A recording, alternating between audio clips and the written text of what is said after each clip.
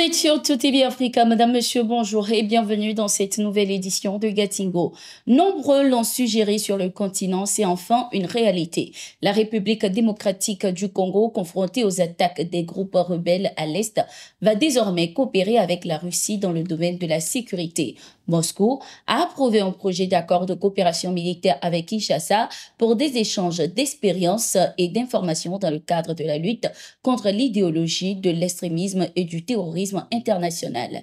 L'annonce a été faite par l'agence de communication russe TASS. L'accord prévoit également l'organisation des exercices conjoints, la participation et le suivi des exercices à l'invitation des agences compétentes, des visites de navires de guerre et d'avions de combat sur invitation ou demande, la formation des militaires et d'autres formats de coopération, entre autres. Chez les analystes sur le continent, cet accord entre les deux pays suscite plusieurs interrogations qui mettent en doute la légitimité de ce partenariat. Suivons le professeur Franklin Nyamsiwa pour son analyse.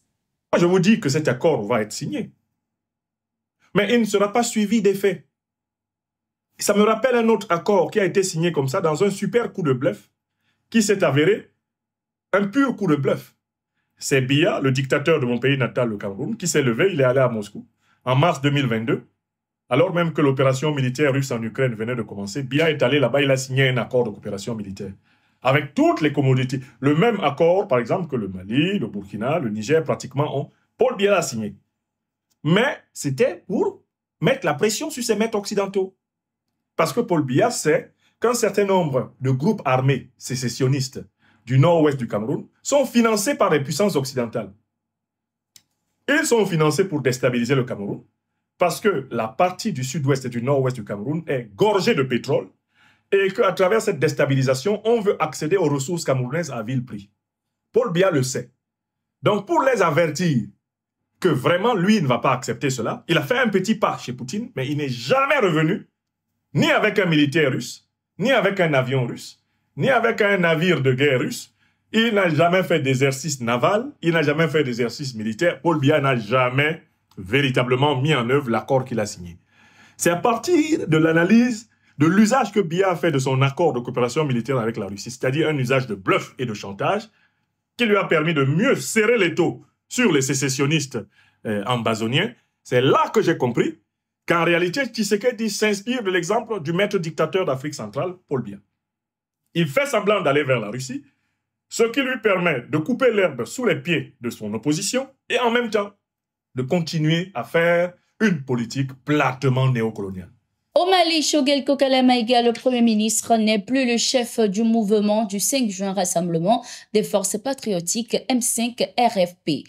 Il a été révoqué lors d'une session extraordinaire du mouvement ce 5 mars 2024. Le comité stratégique du mouvement du 5 juin Rassemblement des forces patriotiques M5 RFP, réuni en session extraordinaire ce mardi 5 mars 2024 pour examiner les suites réservées par Choguel Kokala Maïga aux demandes l'invitant à se hisser à la hauteur de ses responsabilités, constatant l'expiration du délai qui lui a été imparti pour ramener la cohésion et la sérénité au sein du mouvement M5 RFP, regrettant au contraire les propos injurieux et diffamatoires de ses porte-voix attitrés, décide de révoquer purement, simplement et démocratiquement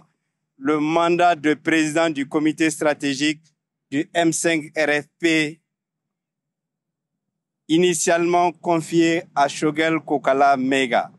Selon les informations, le divorce entre l'actuel Premier ministre de la Transition et une grande partie de sa mouvance politique est né suite à une crise de leadership qui a opposé deux camps dirigés respectivement par le premier vice-président Boubacar Traoré et le deuxième vice-président Imam Oumaro Diarra. Choguel Kokala Maïga, quant à lui, crie au complot et accuse certains militaires d'être à la manœuvre pour diviser son mouvement afin de l'affaiblir aux yeux du président de transition. Je suis au courant que certains militaires rencontrent les militants du M5 RFP pour les monter contre moi. Ils m'accusent d'être la source du problème au sein du M5 RFP. L'objectif est de m'affaiblir afin que je me rende, avait-il indiqué.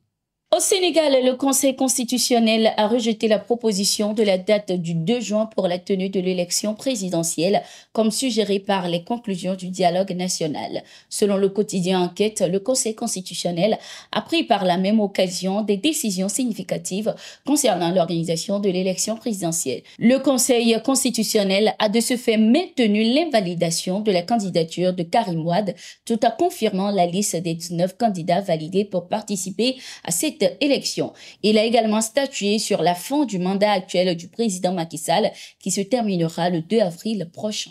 En visite de travail à Moscou en Russie depuis ce 5 mars, le ministre nigérien des Affaires étrangères Youssouf Touga s'est dit inquiet par la prolifération des armes dans la région du Sahel.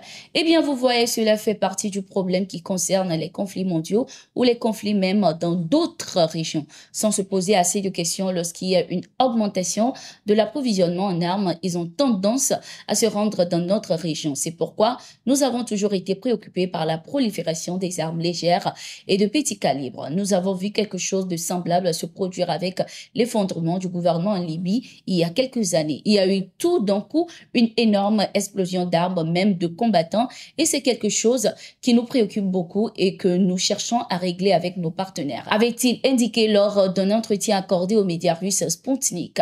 Ces dernières années, les différents gouvernements trouvent des stratégies pour empêcher la prolifération des armes et le financement du terrorisme sur le continent africain.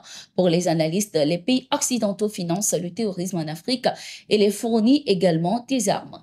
Le président du Ghana, Nana Akufo-Addo, et son homologue de la Côte d'Ivoire, Alassane Ouattara, ont effectué une visite chez le roi des Ashanti, Otumfuo, Osei Tutu, au palais de Maniya, ce 5 mars 2024 à Koumassi, capitale de la région Ashanti. Ceci dans le cadre de la commémoration de l'indépendance du Ghana qui est le 6 mars.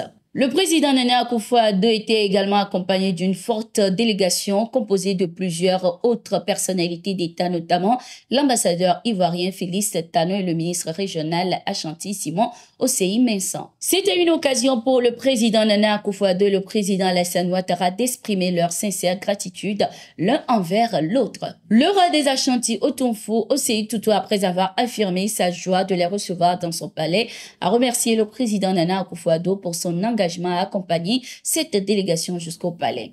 Il a également félicité le président Alassane Ouattara pour son dévouement à collaborer.